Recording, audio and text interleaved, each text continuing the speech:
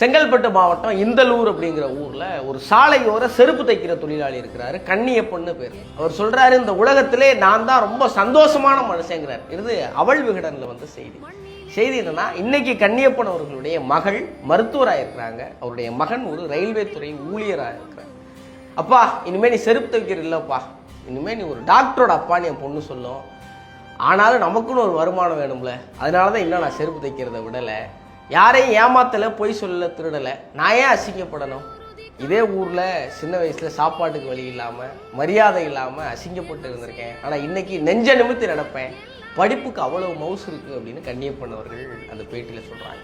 தமிழ்நாடு மட்டும் இல்லை, இந்தியா முழுவதும் நிறைய தகப்பன்கள் கனவுகளோடு தங்கள் பிள்ளைகள் தங்களுடைய தலையெழுத்தை மாற்றிடுவாங்கன்னு நினைக்கிறாங்க. அந்த பொறுப்பு எல்லா பிள்ளைகளுக்கும் இருக்குது. நீங்கள் கடுமையாக படித்தா, நல்லா உழைச்சா, உங்கள் தலையெழுத்து மட்டும் கிடையாது, உங்கள் பெற்றோர்களுடைய உங்கள் முன்னோர்களுடைய தலையெழுத்தையும் மாற்றி எழுதுகிற திறன் உங்களுக்கு இருக்குது. கவிக்கு அப்துல் ரஹ்மான் சொல்கிற ஒரு கவிதை எனக்கு ரொம்ப பிடிக்கும். என் தலையில் யாரோ எழுதி கொண்டிருந்தார்கள், உற்று பார்த்தேன், நான் தான் அப்படின்னு சொல்லுவார். உங்கள் தலையெழுத்தை நீங்கள் எழுதலாம், எழுதுங்க. எல்லோருக்கும் என் வாழ்த்துக்கள்.